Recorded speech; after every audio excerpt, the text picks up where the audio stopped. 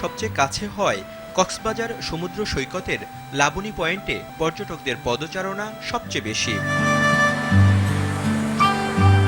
অথচ এখানেই আছে নানা সমস্যা। সৈকতের জায়গায় জায়গায় এমন ময়লা আবর্জনার স্তূপ। সৈকতে ঢোকার রাস্তার পাশের অবস্থা আরও ভয়াবহ।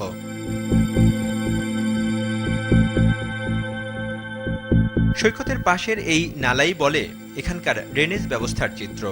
সুয়ারেজ ও ড্রেনেজ ব্যবস্থা তৈরি না হয় উন্মুক্ত নোংরা পানি থেকে ছড়াচ্ছে দুর্গন্ধ। সৈকতের ভেতরেও চলছে গরু পালন। নিষিদ্ধ হওয়ার পরও মাছ ধরতে ফেলা হচ্ছে জাল।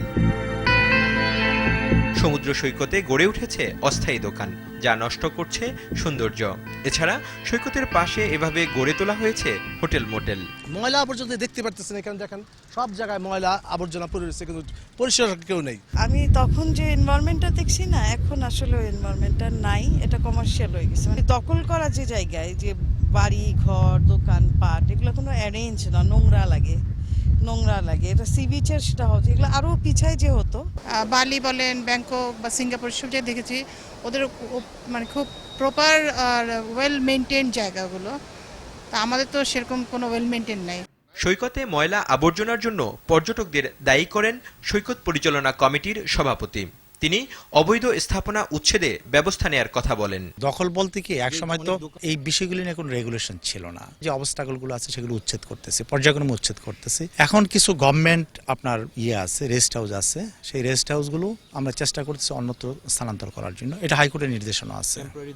টেম্পোরারি দোকান সব উচ্ছেদ হবে। আর বিশ্বের দীর্ঘতম সৈকতটির রক্ষণাবেক্ষণের দায়িত্ব একক কর্তৃপক্ষের উপর ন্যস্ত করার দাবি জানালেন এই পরিবেশবাদী। কক্সবাজারে যে ক্ষতি হয়ে গেছে সে ক্ষতি হয়ে গেছে, আর যাতে কোনো ক্ষতি না হয় সে ব্যাপারে পদক্ষেপ গ্রহণ করা উচিত। এখানে দখল নানাভাবে হচ্ছে, দখলের এত আগ্রহ যে সবকিছু মিলে আরো নতুন হোটেল করার প্রয়োজনে বিচের পাশের যত বন আছে সব কেটে সাফ করে দেওয়া হচ্ছে।